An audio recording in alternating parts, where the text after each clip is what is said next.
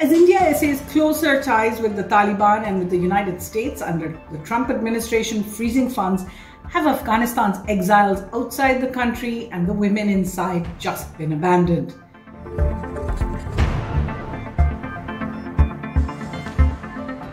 Hello and welcome to Worldview at The Hindu with me, Suhasini Heather.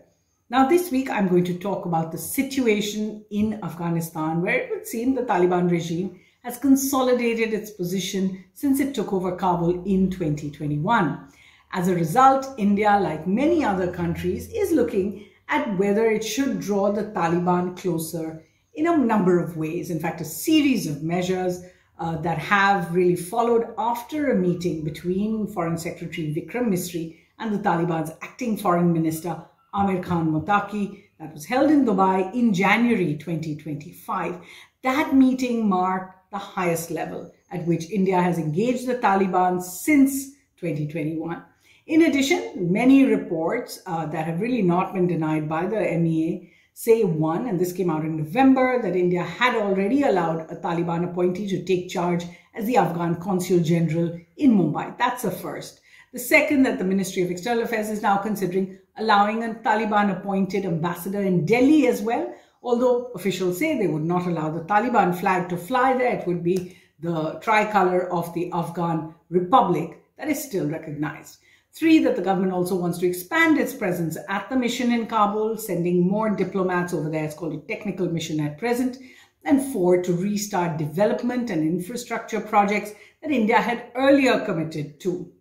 Now, if India were to allow a Taliban-appointed nominee to head the Afghan embassy in Delhi, it would join several other countries. It's not alone in that. Those countries are China, Pakistan, Iran, Russia, the UAE, Qatar, Central Asia. At least 16 states, however, have rejected the Taliban's nominees and still host ambassadors of the Afghan Republic supporting them as well in their capitals. And those include Australia, Canada, Japan, South Korea, France, several other European capitals. There are some like the UK and the US that have simply closed the embassies down. Now, I was recently at a conference for Afghan exiles, thinkers, leaders, writers, those who fled the Taliban regime. And that conference was in Madrid, called the Herat Security Dialogue. So here's a snapshot of the situation on the ground, according to them, according to local reports, as well as international organizations who are operating in Afghanistan. To begin with, on the security situation, the Taliban seems to be in charge. It's the only force in power, with the only armed opposition, which is the National Resistance Front, as well as the Afghanistan Freedom Front, carrying out attacks. But they are not so far making any headway on capturing territory. Now, there are groups that don't directly oppose the Taliban, like Al-Qaeda and the Islamic State Khorasan, who are just looking for more power in the state and are growing their presence. Pakistan, in fact, has blamed this week's big Balochistan attack that is believed to have been carried out by BLA, the Baloch Liberation Army rebels, and said that they had traced communication links from that attack to Afghanistan. Then there's talk of political infighting within the Taliban, especially over those strictures on women's education. In the past 2 months, two key figures, the Interior Minister Sirajuddin Haqqani and Deputy Foreign Minister Sher Abbas Tanigzai, they're both very important interlocutors of India, and both are believed to have left the country after making remarks that were critical of the policy on girls' education, and as a result have had to leave the country. Then you talk about the economy, which remains dependent on foreign aid. In fact, a third of that foreign aid has been coming in from the United States. So the Trump administration's cuts on US aid will have a major impact on the economy. The GDP of Afghanistan today is at about $18 billion. GDP per capita is about $380, and that is just 3% of the world's average. Then you look at the refugee situation, and really worldwide, there are about 6.4 million Afghans who are refugees. And of course, they've left in waves at different times in the past. More than 5 million are in Iran and Pakistan, so that's the bulk. As Pakistan now pushes more and more refugees back, the humanitarian situation is likely to turn more dire. In 2024, at least 24 million people needed humanitarian assistance. Half the population of more than 40 million people in Afghanistan now face acute what's called food insecurity. 6.5 million children there are hungry. Nearly 3 million children under the age of 5 are malnourished. So those are some of the figures of the humanitarian situation. Of course, women bear the brunt of the situation, given that in addition to the extreme deprivation, there are all the restrictions, regulations on them. No education beyond the 6th grade, no jobs, not even in life-saving medicine and being doctors and humanitarian work. They're banned from all public places, parks, from windows, can't travel without a male escort, no sports, no other activities either. In fact, you can look at this tracker put out by the US Institute of Peace that really looks at what's happening on regulation of women under the Taliban. Now, speaking at that conference, this woman, Marzia Hamidi, she's a Taekwondo Olympian sportswoman, she said this, listen in. Afghanistan is the only country in the world where being a woman is a crime. Women are banned from education, banned from work, banned from public spaces. This is not just operation, this is gender apartheid. And yet, the world remains silent. Given all of this, what is India's role? I spoke to Ashraf Haidari. He's a former diplomat and the founder of an NGO called Displaced International. And I asked him that question, really, what can India do? Well, India can do a lot. Of course, India knows us. India has invested so much in the people of Afghanistan and people-to-people ties. India is the most favored nation, neighbor, and friend, as we know, time-tested. Ties something that India should really capitalize on. We understand the importance of engaging with the Taliban.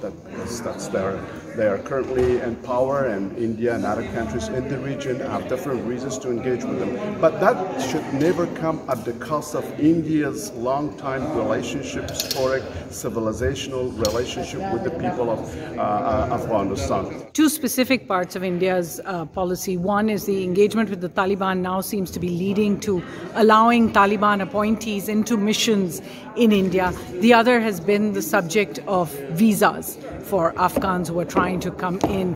What do you hope from India now? I think it's a loss for India if it continues to, deny visas to Afghanistan. So again, coming back, maintaining that people-to-people ties on the one hand, but also engaging with the Taliban in a way that, on the one hand, addresses whatever short-term, day-to-day issues, but then also persuading and encouraging the Taliban to resume this intra-Afghan talks for sustainable peace, because the Taliban itself is not viable, and they know that.